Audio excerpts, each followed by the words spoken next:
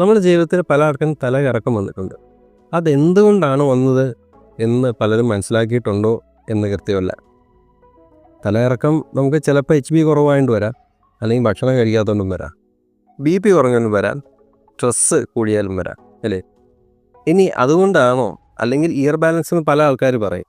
ശരിക്കും year balance തന്നെയാണോ എന്നുള്ളത് നമ്മൾ മനസ്സിലാക്കേണ്ട ഒരു ഫാക്റ്റാണ്. കാരണം ഇയറിനകത്ത് ഒരു ഓർഗൻ ഉണ്ട് ബാലൻസിനെ കൺട്രോൾ ചെയ്യാനായിട്ടുള്ളത്. അതിനകത്ത് ഫങ്ഷണലായിട്ട് എന്തെങ്കിലും ഇഷ്യൂസ് വന്നു കഴിഞ്ഞാൽ വരാം. ഇനി ബ്രെയിൻ സ്റ്റെമ്മിൽ എന്തെങ്കിലും ഇഷ്യൂസ് ഉണ്ടെങ്കിൽ നമുക്കിതുപോലെ ഈ ബാലൻസിൻ്റെ പ്രോബ്ലം വരാം. അതുമല്ലാന്നുണ്ടെങ്കിൽ നമുക്ക് ഫങ്ഷണലായിട്ടും, അതായത് ടെൻഷനൊക്കെ വരുന്ന സമയത്ത് എൻ്റെ കൂട്ടത്തിൽ ഈ മൈഗ്രെയിനൊക്കെ വരത്തില്ല. അതുപോലെ തന്നെ എൻ്റെ കൂട്ടത്തിൽ, ടെൻഷൻ്റെ കൂട്ടത്തിൽ, മൈഗ്രെയിൻ്റെ കൂട്ടത്തിൽ വരുന്ന ഒരു തലകറക്കം ആയിട്ടും വരാം. ഓക്കെ, അതെങ്ങനെ നമുക്ക് ഓരോന്നിനും ഡിഫറൻഷ്യേറ്റ് എടുക്കാമെന്നത് വിഷയം നമുക്ക് ഈ വീഡിയോയിൽ നോക്കാം. തലകറക്കം എന്ന് പറയുന്നൊരു പ്രശ്നം നമ്മുടെ ജീവിതത്തിൽ എത്ര പേർക്ക് അനുഭവിക്കേണ്ടി വന്നിട്ടുണ്ട് എന്നറിയില്ല.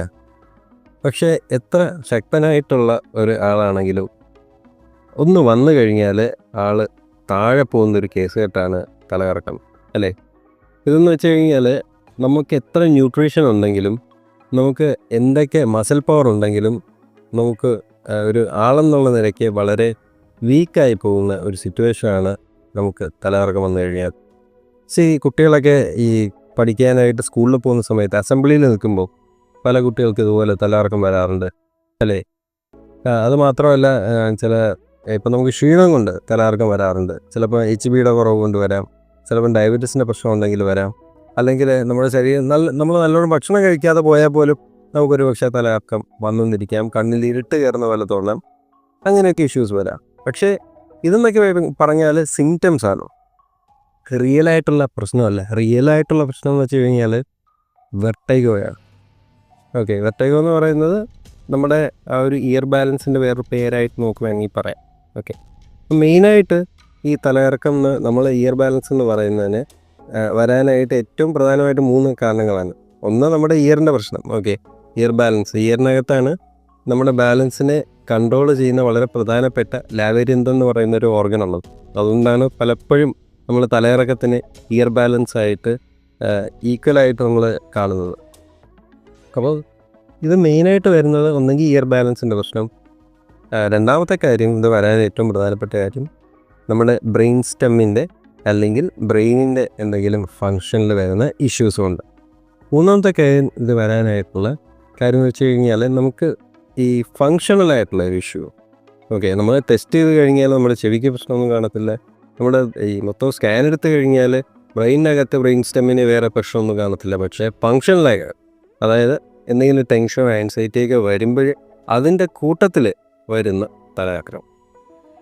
ബാക്കിയൊക്കെ ഉള്ള തലകറക്കം എന്ന് വെച്ച് കഴിഞ്ഞാൽ അത് കറക്റ്റ് തലകറക്കം ആസ് ഇറ്റ്സെൽഫ് പറയാൻ പറ്റത്തില്ല. അതൊക്കെ സിംറ്റംസ് ആണ്, അല്ലേ? നമുക്ക് HB കുറയുന്നതിൻ്റെ സിംറ്റംസ് ആയിരിക്കാം, അല്ലെങ്കിൽ നമ്മൾ ഭക്ഷണം കഴിക്കാത്തതുകൊണ്ട് ഷുഗർ കുറഞ്ഞതിൻ്റെ സിംറ്റംസ് ആയിരിക്കാം. അങ്ങനെയൊക്കെ വ്യത്യാസപ്പെട്ട് വരാം.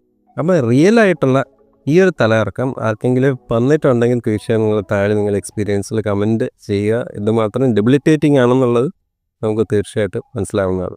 അപ്പോൾ നമ്മൾ നേരത്തെ പറഞ്ഞ പോലെ തലകറക്കം പല രീതിയിലുണ്ട്. ഓക്കെ, അത് വെളിയിലോട്ട് കാണിച്ചു തരും അതിൻ്റെ സിംറ്റംസ് എന്തൊക്കെയാണ്, എങ്ങനെയൊക്കെയാണെന്നുള്ളത്.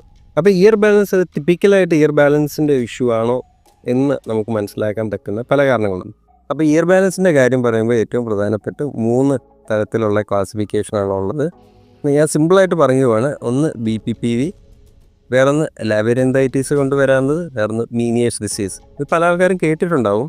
അപ്പം ഈ BPPV എന്ന് വെച്ച് കഴിഞ്ഞാൽ നമ്മൾ ഒരു പൊസിഷനിൽ നിന്ന് വേറൊരു പൊസിഷനിലോട്ട് മാറുമ്പോൾ പെട്ടെന്നുള്ള മൂവ്മെൻറ്റിൽ നമുക്ക് കുറച്ച് നേരത്തേക്ക്, കുറച്ച് സെക്കൻഡ്സിൽ നിൽക്കുന്ന ഒരു ബാലൻസിൻ്റെ വ്യത്യാസം. അത് വരുന്നത് നമ്മുടെ ഈ ലാബിരിന്ത് ഓർഗൻ, നേരത്തെ പറഞ്ഞ പോലെ ബാലൻസ് മെയിൻറ്റെയിൻ ചെയ്ത ഓർഗനകത്ത് ക്രിസ്റ്റൽസിനെ ഇംബാലൻസ് കൊണ്ടുവരുന്നതാണ്.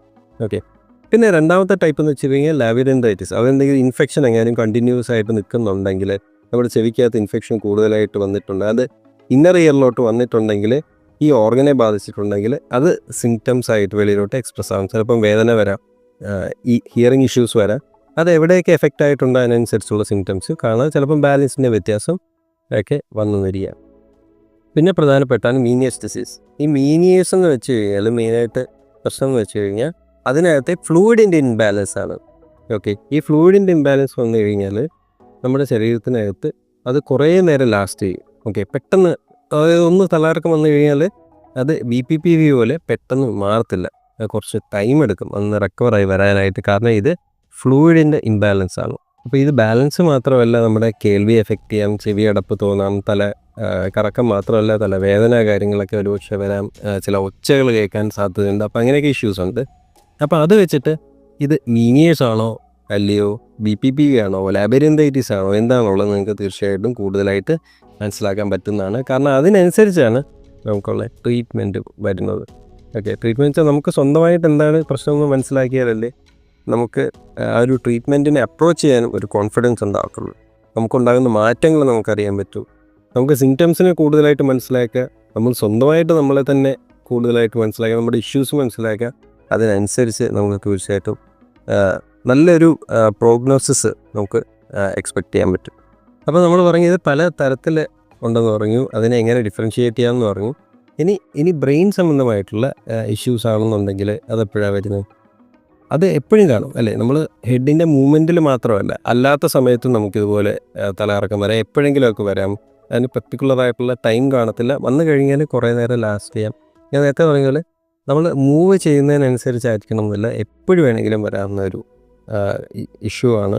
അത് ഇയർ ബാലൻസ് അല്ലാതെയുള്ള തലകറക്കമാണെന്നുണ്ടെങ്കിൽ എപ്പം വേണമെങ്കിലും വരാം. ബ്രെയിൻ ആയിട്ടുള്ള ഇഷ്യൂ ആണെന്നുണ്ടെങ്കിൽ ഓക്കെ, അത് നമുക്ക് ചില ടെസ്റ്റുകൾ ചെയ്ത് കഴിഞ്ഞാൽ MRI ചെയ്ത് കഴിഞ്ഞാൽ അതിൻ്റേതായിട്ടുള്ള വ്യത്യാസമുണ്ടോ, ഇനി EEG ചെയ്ത് കഴിഞ്ഞാൽ നമുക്ക് അതിൻ്റേതായിട്ടുള്ള വ്യത്യാസവും കാര്യങ്ങളും ഉണ്ടോ നമുക്ക് അറിയാൻ പറ്റുന്നതാണ്.